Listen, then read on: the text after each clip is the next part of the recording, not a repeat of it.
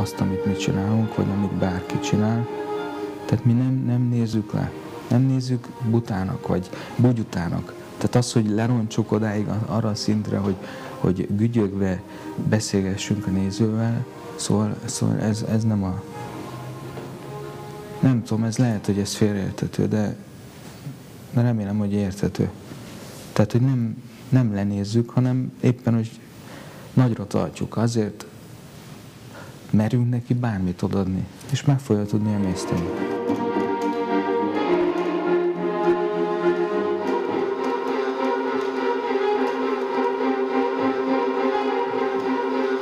A te életedben egyébként mindig jelen volt a tánc, a színház, meg a mozgás. A 20 évvel mindenképpen. És azelőtt?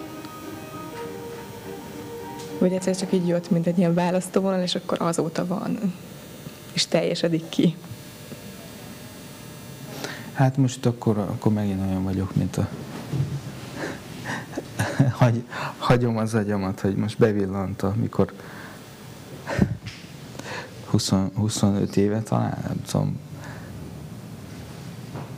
mentünk az út mellett a Józsival, furujázott elől, és mentünk Szeged felé.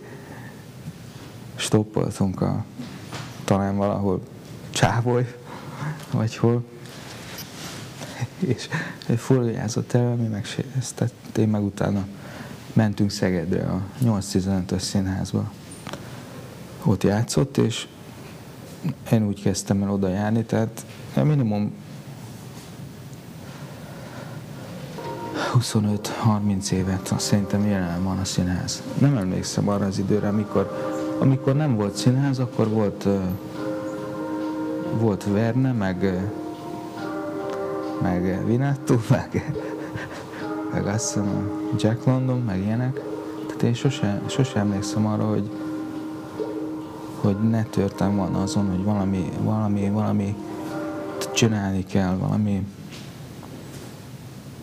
De mikor erre rátaláltam, akkor én kopogtattam, hogy mutasd meg, hogy kell ezt csinálni, akarom csinálni, és én kopogtattam ott embereknél, hogy na, akkor most már színház, az biztos. De volt egy mesterem, aki azt mondta, hogy a színház az egy nagyon fontos dolog, de mindent addig kell csinálni, amíg az életének a röptét az embernek tovább viszi. Tehát én mindig így tartottam, hogy ezt az életet, ezt valahogy kiteljesíti.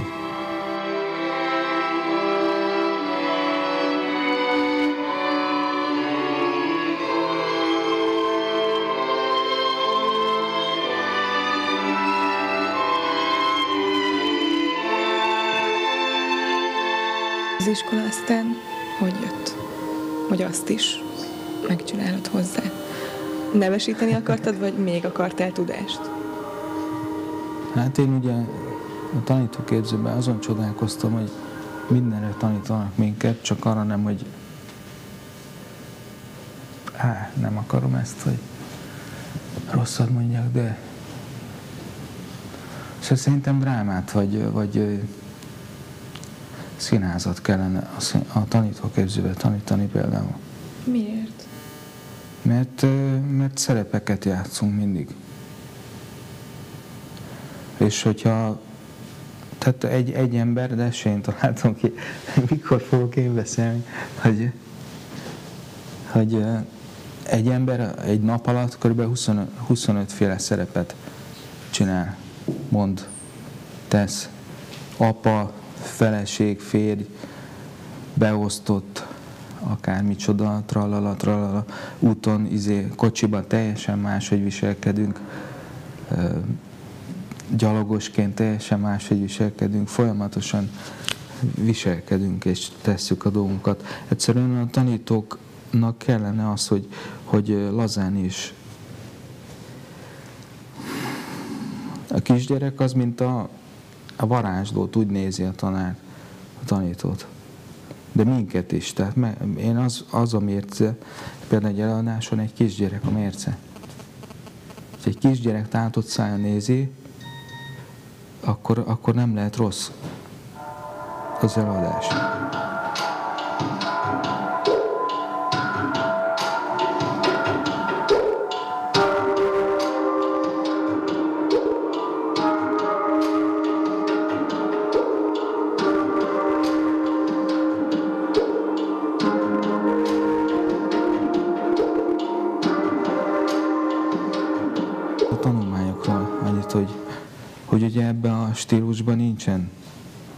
iskola. Nyugaton, Amerikában és nyugaton van, de általában ilyen komplex művészeti iskolák vannak, ahol Londontól, főleg az északi országokban nagyon sok mindent lehet tanulni. Népfőiskolák általában, de egyetemi oktatásban is van ugye koreográfus. Most Magyarországon ugye táncot vagy valami tudást szerezni csak a táncművészeti főiskolán lehet papírszerűen. Ahol én ugye megpróbáltam ilyen papírt, és diplomázom is, de táncszakíróként fogok diplomázni, tehát nem úgy, ahogy szerettem volna. Bár majd valószínű, hogy egyszer a koreográfusként is be fogom fejezni. Egyszerűen érdekelt az a világ, amit a barátaim megpróbáltak elkezdeni. Én is velük együtt mentem, a tanáraimmal, mestereimmel együtt mentem egy osztályba. Együtt elkezdtük. Szerintem érdekelt minket, hogy szerezzünk papírt is. De hát ez egy hatalmas csalódás. Miért? Mert Magyarországon hivatalosan nincsen jövője annak, aki nem. Most mondjam nevén. Tehát aki Igen. nem a balettintézetbe végzett, annak nincsen jövője.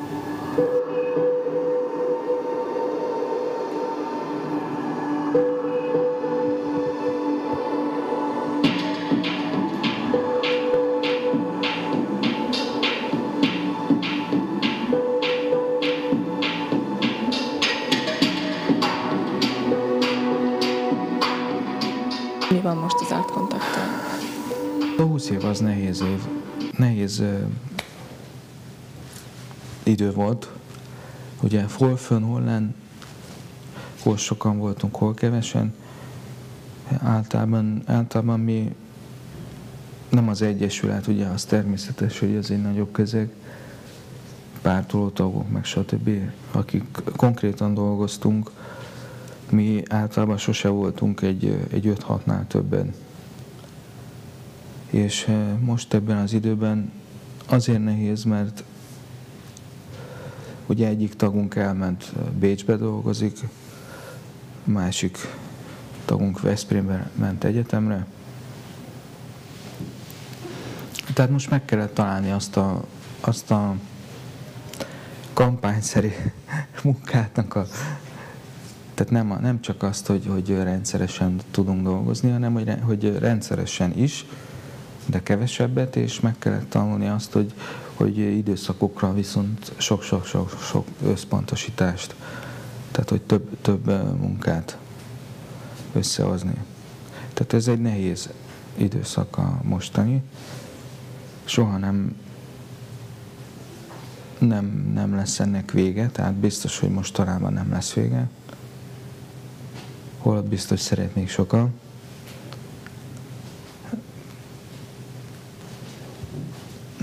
Nem hiszem, hogy rossz helyzetben vagyunk, egyszerűen nehezebb a munka. Így, hogy szanaszét vagyunk.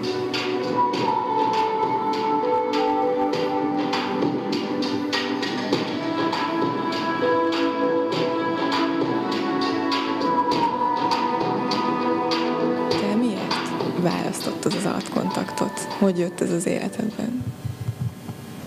De az első indítatás az volt, hogy találkoztam a Jánossal, és akkor ő mondta, hogy nézzek meg egy próbát. Megnéztem, és tetszett.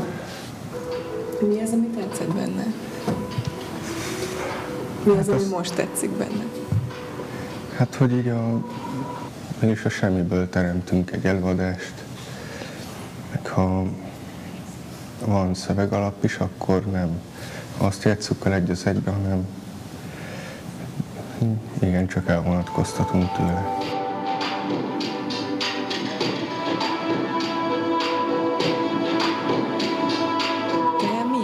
választottad az artkontaktot?